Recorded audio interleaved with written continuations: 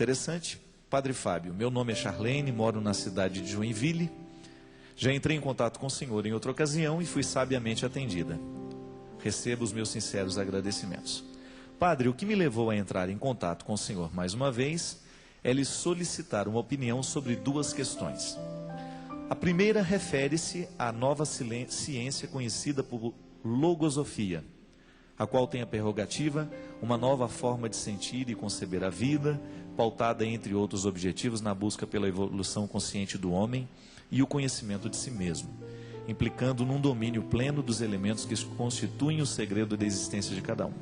Como entender, padre, essa ciência a partir da visão cristã? E a segunda pergunta refere-se à psicologia enquanto ciência destinada aos estudos dos processos mentais e do comportamento humano.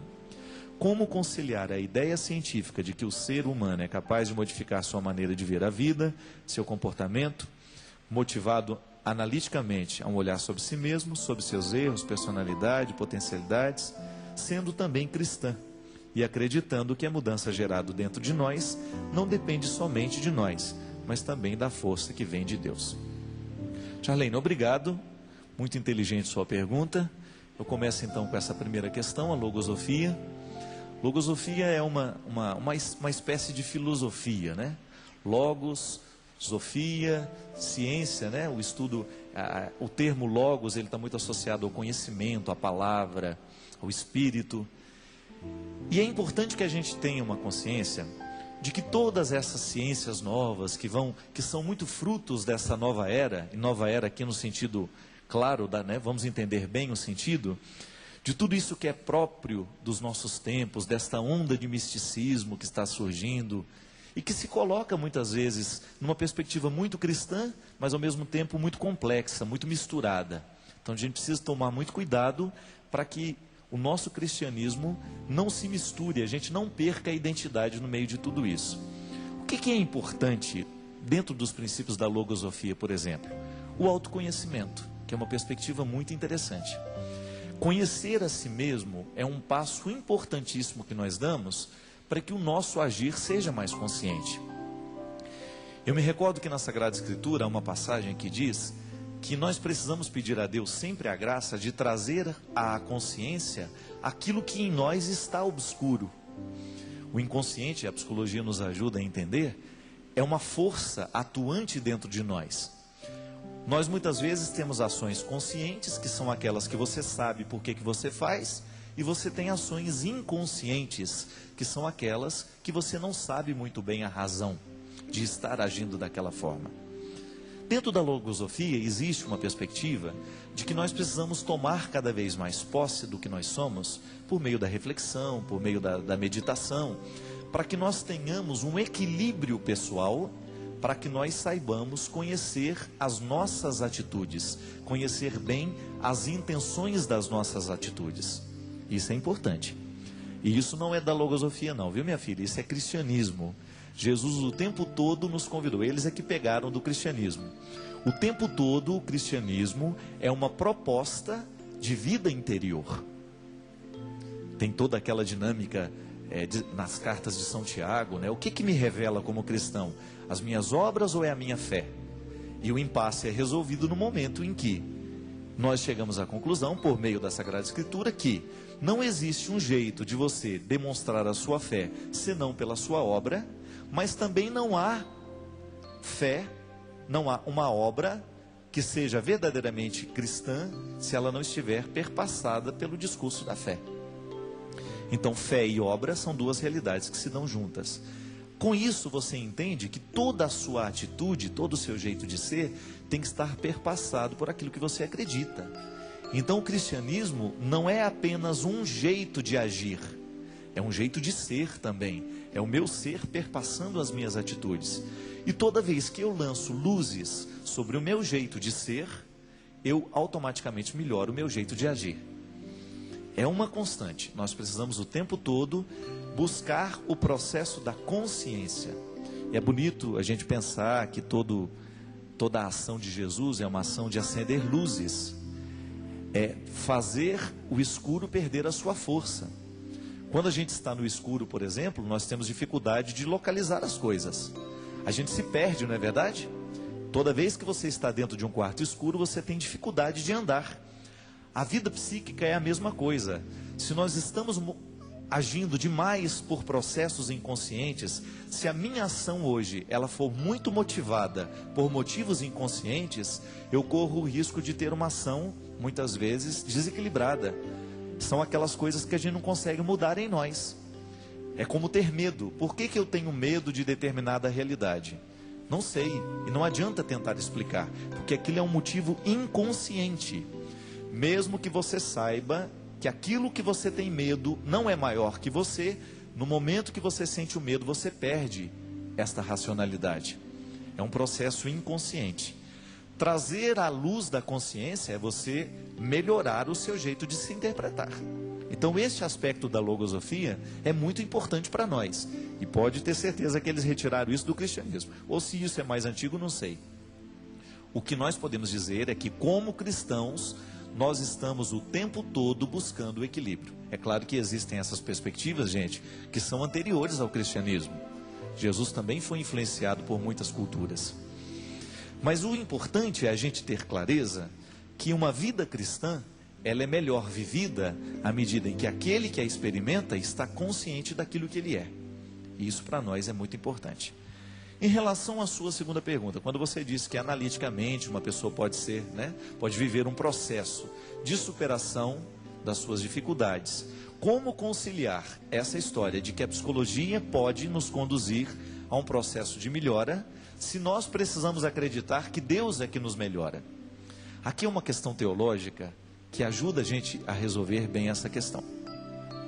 Na teologia da graça, nós entendemos que tudo o que é realidade humana, tudo aquilo que é naturalmente humano, bom, podemos dizer assim, é porque já está motivado, já está sendo gerado por uma outra realidade que nos antecede.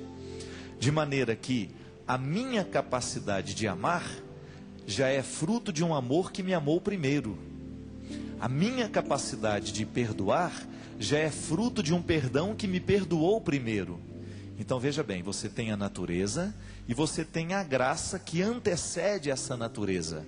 A graça de Deus é aquele rastro do sagrado, é aquele carimbo de Deus na criatura humana. E esse carimbo ninguém retira não, minha gente. Esse amor de Deus pela criatura humana é um amor de devolução, é um amor que está preenchendo a criatura humana. Quando uma pessoa, por exemplo, vive um processo de desagregação, a graça está negada, a graça está perdida ali aquela pessoa, ela tem todo um potencial, mas ela não está usando o potencial que tem, porque ela está fazendo escolhas erradas, alguém fez escolhas erradas, traumatizou, uma série de coisas ruins aconteceu com aquela pessoa. Então a graça perdeu a sua força, por causa da natureza, porque a graça supõe a natureza. Eu não tenho como demonstrar o amor de Deus na vida de uma pessoa se eu não a amo humanamente falando. É como você chegar e pregar e pregar e pregar, mas você não dar o seu testemunho de que aquilo já aconteceu em você. A graça de Deus precisa da realidade humana, ela solicita a realidade humana. Então quando nós vamos atrás de um psicólogo, um bom psicoterapeuta, que tenha princípios cristãos honestos, uma pessoa de bem, do bem, uma pessoa que seja um bom profissional, ela vai humanamente ser a voz de Deus a nos ajudar a encontrar o caminho.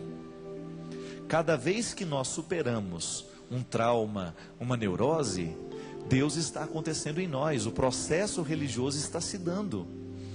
É a graça de Deus ganhando seu espaço em nós. Então por isso que é muito importante, o processo terapêutico é processo de Deus em nós. Nós não podemos dizer que a psicologia não está a favor da religião, muito pelo contrário. Uma boa psicologia aplicada, ela é naturalmente religiosa. Por quê? Porque ela faz com que o ser humano se equilibre. Qual que é o princípio fundamental da religião? Aliviar a existência humana, é trazer equilíbrio à existência humana. A gente, quanto mais religioso a gente é, mais equilibrado a gente precisa ser. A consequência da religião em nós é o nosso equilíbrio, é a gente superar as nossas mazelas, é a gente superar o nosso orgulho, é a gente superar a nossa vaidade, a gente superar o nosso medo, a gente superar os nossos ciúmes. Processos de Deus em nós. O processo de Deus na vida humana passa pelos humanos o tempo todo. E é bonito a gente pensar isso. Por isso, Arlene, não existe uma oposição. Se você tem uma ajuda terapêutica, e essa ajuda terapêutica ela está lhe fazendo verdadeiramente bem, você pode ter certeza que Deus está agindo através desse psicoterapeuta, agindo através dessa pessoa. Mesmo porque Deus nos quer equilibrados, Deus nos quer bem. Deus quer fazer a nossa vida cada vez ser mais equilibrada, mais feliz. É para isso que nós indicamos muitas vezes. Uma pessoa precisa de uma ajuda terapêutica. Por quê? Existem tantas coisas que nos aprisionam. Você mesmo. Quantas vezes você percebeu que você estava amarrado? Você não ia nem para frente nem para trás. Por causa de neuroses. Por causa de coisas ruins que você tinha dentro de você. E uma ajuda, de repente uma pessoa chegou, não precisa ser psicólogo não. Às vezes uma pessoa que tem um conhecimento bom sobre você, alguma pessoa que já te conhece na intimidade, vem, te diz alguma coisa, te alerta para aquele seu comportamento, você modifica aquele comportamento, começa a agir diferente e daqui a pouco você se sente melhor. Aconteceu um processo de cura em você.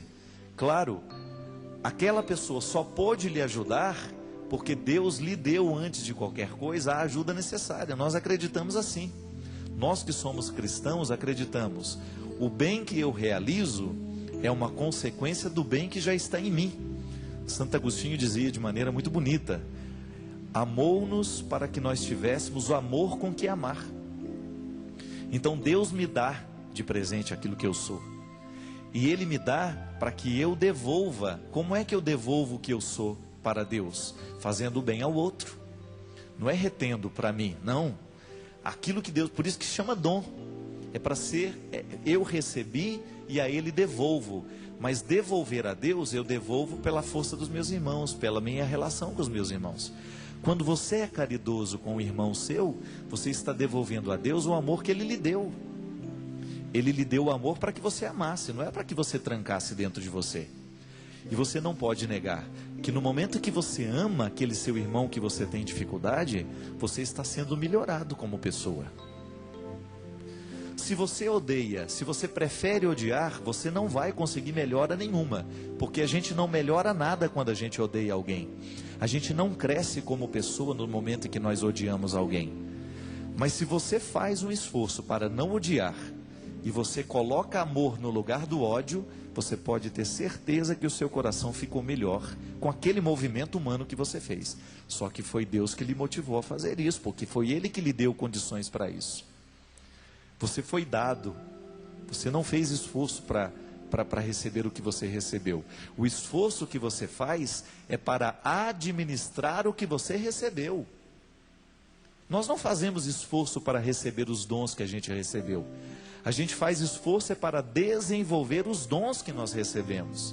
Então tudo bem, você recebeu o dom de amar. Deus já lhe deu quando lhe fez. Quando você foi gerado no ventre da sua mãe, o dom de amar já estava em você. Agora, se você vai amar ao longo da sua vida, aí já é esforço seu. Aí é você que vai ter que fazer o esforço para que esse dom se desenvolva em você. E aí entram as ajudas humanas. O terapeuta, o padre, o seu amigo, sua mãe, que no momento que percebe que você está sendo egoísta, que você está sendo mesquinho, ela lhe dá uma palavra, lhe alerta. Você não acha que você poderia ser melhor agora? Você não acha que você poderia esquecer um pouquinho o seu rancor? Você não acha que você poderia pensar um pouquinho diferente? De repente acende uma luz dentro de você, você supera aquele ódio fácil e entra no amor que é mais difícil. E aí você se torna uma pessoa melhor. Um esforço humano para administrar bem o dom que foi dado por Deus.